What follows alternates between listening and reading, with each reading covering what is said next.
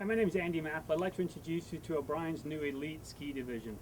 Elite is going to be a series of products that are designed totally for the high-end skier and to be able to take your ski into a new level. The first Elite ski we have is a completely new molding process called RTM. Has some new geometry in the front and some new kind of bevel designs, kind of a little different than what I've done before in the past with skiing. Now, being a little older, a lot of my skiing now are dedicated to 34 miles an hour, but yet part of our team, Drew Ross and Glenn Campbell, are our guys who are putting the input in for 36. So we want to be able to build a ski that will take anybody from whatever speed they're going to a new level. As you can see on the Elite, the tip is actually very, very thin. Actually, where my fingers are, we're actually only looking at about 1/8 of an inch thick right here.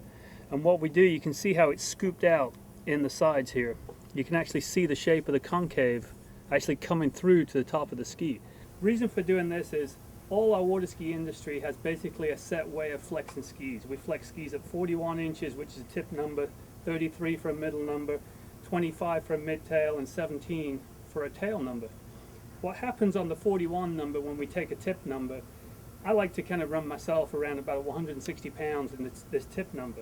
But normal skis, the way they go thick up here, is by the time I reach this area, which is still an area of the ski that hits the water, I'm running probably close up to 200 pounds up here. So I've kind of got a big 200 pound here, but I'm getting my tip number here. Now with the Elite, with this new geometry that we have in the front, and able to kind of like scoop this out, and with our new molding process we can do this, is I can have the same number here at 41 inches at my front toes as what I do all the way up here at about 60 inches. So that allows me to keep the ski down in the water much more. Bevels on the Elite is we have a more defined bevel up the front and then go into a complete radius in the back. Starting up the front here, basically most skis in the industry all are around 52 to 53 degrees on their bevel angle from the top, this angle right here. On the Elite, we're actually 48 degrees.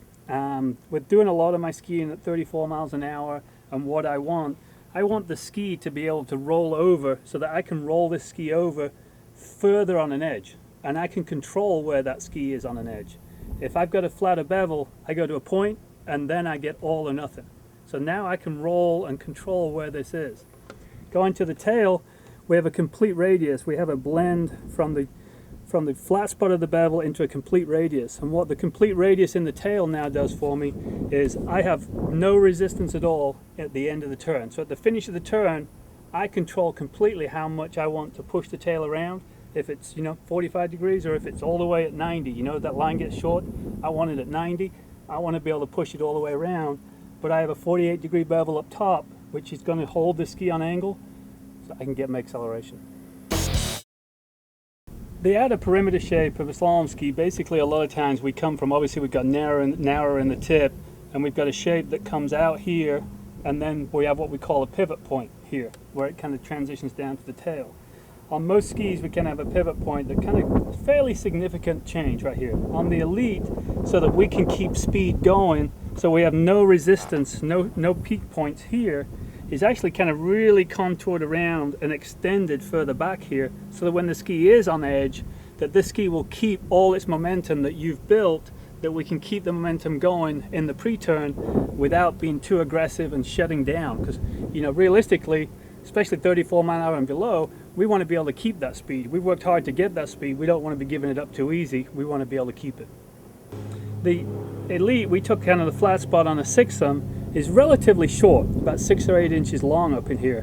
What we did, we wanted to extend this flat spot, but instead of extending part forward, part back, we actually went back a full 6 inches. So we added 6 inches of flat spot. So now we're at 13 inches, but more towards the back. By going back, we stayed more in the center of the ski, so that this flat spot is actually between the feet now more. It actually runs half under the front foot, half under the back foot. So we have a real central point on the ski. So that basically is it's your balance. It's your balance of the ski. As I mentioned earlier, we're using a new process called resin transfer molding to build this new ski. A lot of skis in our industry are what we call compression molded. What that does is basically the operator of the press takes a core of the ski, and he takes each layer of carbon, and by hand, after they've mixed up the resin, they spread the resin out on all the layers, and then they set all the layers on the ski, and then it's set into the mold. Then the mold comes down and compresses the ski. Well, the way it squeezes out the resin is as it compresses the ski, the resin runs out of each side. So you've got resin squeeze. Well, what can happen with resin squeeze? You've already got wet carbon that when it squeezes, the resin has to go out of one side. So sometimes you can get a piece of the carbon slip. And sometimes it could slip a little bit over one side, which will create an angle, and you might have a stiff point in this ski that you might not have, you know, in some other ski. Also, what happens with resin, when you mix resin up with a mixer, it creates air into it. And when we compress and mold it, sure, we're squeezing a lot of resin out, but there's also a lot of resin in the ski. So there's a lot of resin in the ski with air bubbles, because there's no vacuum to suck out the air bubbles.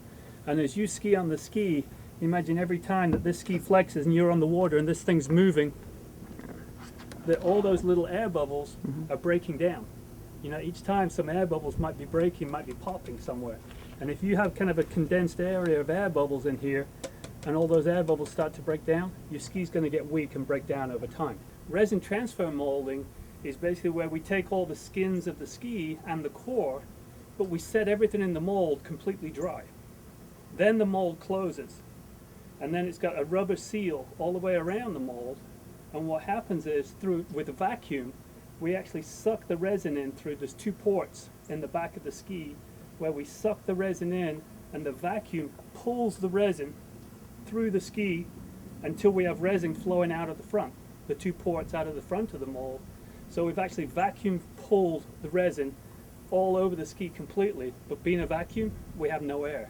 If you saw one of these out of a resin transfer mold, you would see the resin would just be 100% clear. You wouldn't see any bubbles, you wouldn't see anything. So we're able to build an extremely consistent ski every time. Also, on these edges, a nice sharp edge, not even hand finished.